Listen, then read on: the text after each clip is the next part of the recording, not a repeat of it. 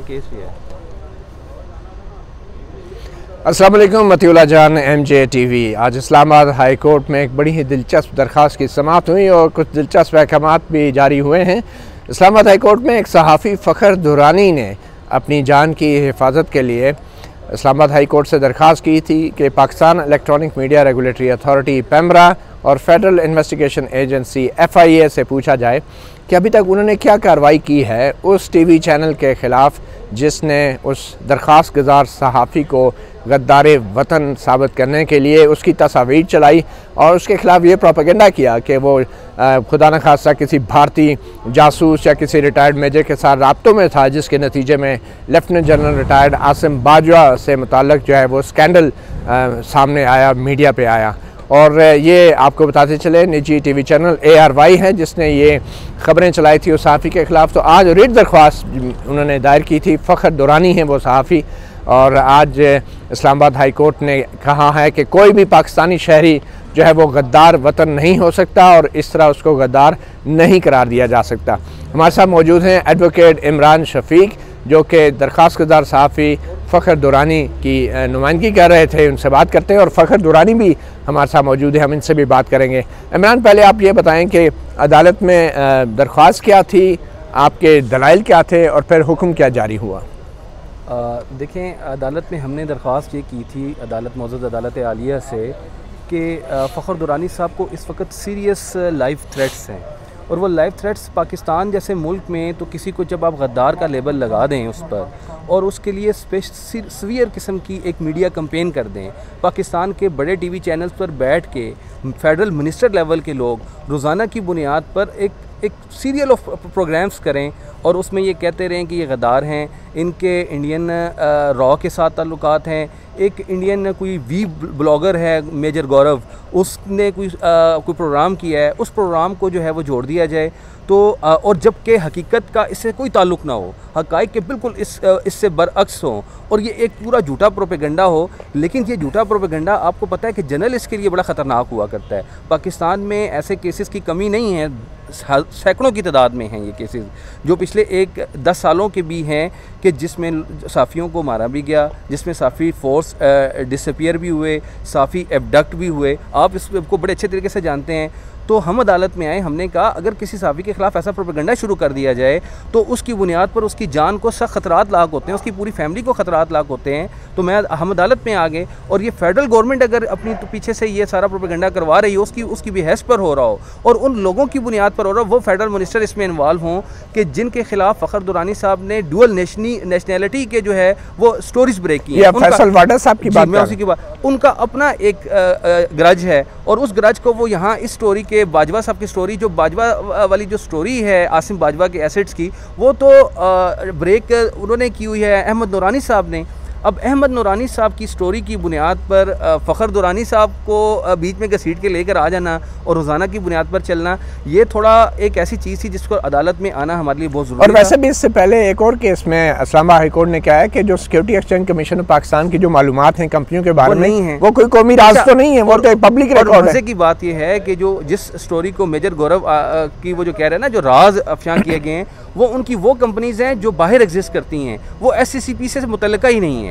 पाकिस्तान के security of exchange commission की कोई भी मालूमात जो है वो मेजर गौरव आचार्य के पास थी नहीं, उसने वो तो जब क्या अभी ऑब्जर्वेशन क्या दी मौजूद अदालत आलिया ने बहुत अच्छे अंदाज में इस केस को टेकअप किया, देखा, पूरी बातचीत हमारी सुनी। दलाइल को सुनने के बाद उन्होंने इस बात को एक तो ये कहा कि बहरहाल कोई पाकिस्तानी उसको ट्रेटर नहीं कहा जा सकता और एक पेट्रियोटिक पाकिस्तानी उसके नेशनलिटी को और उसकी हिब्बुल वतनी को जो है वो उसको आप चैलेंज नहीं कर सकते हैं। और फिर इस बुनियाद पर जब थ्रेट्स हैं वो सारे हमने रिकॉर्ड सारा साथ लगाया है जो हमें वो हैं, उसकी बुनियाद पर ऑनरेबल कोर्ट ने कहा है कि इनको फ़खर दुरानी को आप हरास ना करें। किसको कहा? और तमाम स्टेट के ऑर्गन्स को कहा है। फेडरल गवर्नमेंट इसमें रिस्पॉन्डेड है इसमें इस्लामाबाद पुलिस, आईजी इस्लामाबाद इसमें रिस्पोंडेंट हैं, इसमें FIA रिस्पोंडेंट है, इसमें SCCP रिस्पोंडेंट है, इसमें PEMRA Pakistan electronic media and regulatory authority जो है वो रिस्पोंडेंट है। इन सबको कहा है 15 दिन के अंदर अंदर अपना जवाब दाखिल करें और साथ इनको ये हिदायत की इनको हरास भी ना करें और इनके खिलाफ कोई एडवर्स एक्शन भी ना लिया जाए। उसके बाद देखेगी अदालत, तो इंशाअल्लाह अज़ीज़ फिर जो भी है उम्मीद है कि कानून और इंसाफ और आइन के मुताबिक जो है वो इनके इंसानी हकूक़ की, जो बुनियादी इंसानी हकूक़ हर किसी के हैं कि उसकी जान का रियासत तहफ़्फ़ुज़ करे, कोई गैर कानूनी इक़दाम उसके ख़िलाफ़ ना हो, इंशाअल्लाह उसकी पासदारी होगी। ठीक है, हमारे साथ मौजूद हैं फ़खर दुरानी, जर्नलिस्ट। हम फ़खर दुरानी से ही बात करते हैं। फ़खर, क्या हुआ, मतलब ये ख़बर जो है जब चैनल पे चली तो क्या ख़बर थी और कैसे आपकी ज़िंदगी इससे मुतासर हो रही है? मती भाई, आपको जैसे कि अंदाज़ा है 28 अगस्त को अहमद नूरानी ने एक स्टोरी की जनरल बाजवा साहब की प्रॉपर्टीज़ के, थोड़ा आवाज़ ऊँची का, जनरल बाजवा साहब की प्रॉपर्टीज़ और उनकी जो कंपनीज़ हैं उस हवाले से। उसके बाद ARY न्यूज़ ने कोई 16 सितंबर को 2 हफ्ते के बाद एक TV प्रोग्राम किया अर्शद शरीफ की, उसमें जिसमें उन्होंने इल्ज़ाम लगाए कि सहाफ़ी जंग और दी न्यूज़ से सहाफ़ी फ़खर दुरानी है, उसने ये सारे डॉक्यूमेंट्स हासिल किए SCCP से और उसके साथ ही कुछ SCCP के ऑफिशियल्स का उन्होंने नाम लिया।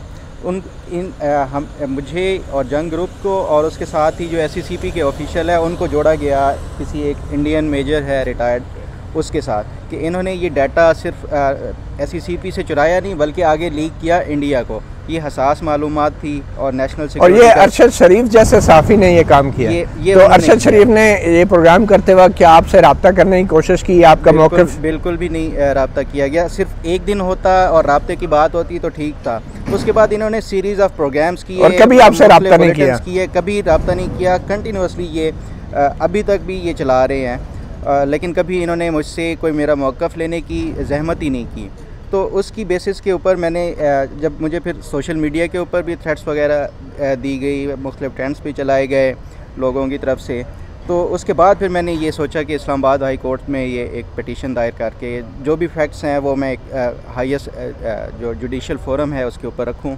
अदालत ही आगे फ़ैसला करेगी कि मैंने इसमें मेरा क्या किरदार है, या आया मैंने कोई SCCP से इंफॉर्मेशन ली, या आगे कोई जो इल्ज़ाम लगाए गए कि इंडियन को दी गई। तो आपको ख़दशा था कि इस प्रोपेगेंडा के पीछे हुकूमत है?